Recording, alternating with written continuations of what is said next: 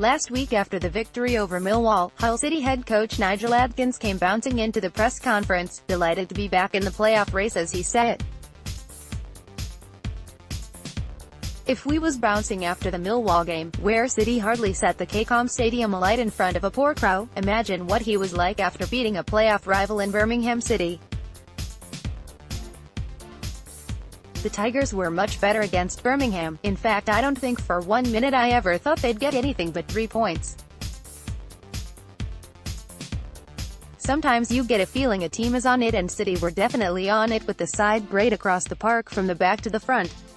The atmosphere was so much better than against Millwall, the attendance was improved, and Adkins is starting to convince many of the City supporters that he was right all along and his side are playoff contenders. That's great to see, because we want a buzz around the place and we want smiles on faces and fans looking forward to games. For many, they are coming around to the idea that a top 6 finish is possible, and the credit must go to Adkins and his players, because to better last season's total with 11 games remaining is a fantastic achievement. I'm still sticking to my guns that I think it will be too big a task for City to make the top 6, but what's important is they're hanging in there, and while rivals keep dropping points and City keep picking them up, that belief in what seemed impossible just a few months ago will only grow further. The players are certainly doing their bit. Jarrod Bowen can't stop scoring, even if he's having goals taken off him by the officials. Kamil Grosicki's form has stayed good post-January, and now in Mark Pugh City have a terrific player who can tie it all together up front. Pugh really impressed me Saturday.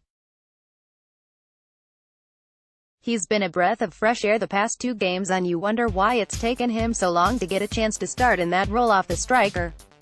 Pugh supported Bowen and Grosicki, while also being a great foil for Chris Martin, and did it all with a real touch of class about him. You can tell he's been a Premier League player because he just finds that extra time on the ball in space, and sees passes that many around him wouldn't.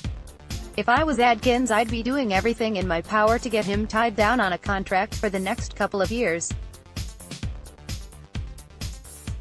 It won't happen, because, without going over old ground again, you cannot ask players to commit when they don't know who will be the manager next season. So yet again, that needs sorting immediately. Yes, the club tied Marcus Henriksen down last week, but that was them activating a clause in his deal. It wasn't him sitting down to agree a new long-term contract.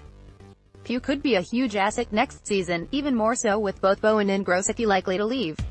However, the longer it's left and the more impact he has, the more chance he'll head somewhere else in the summer.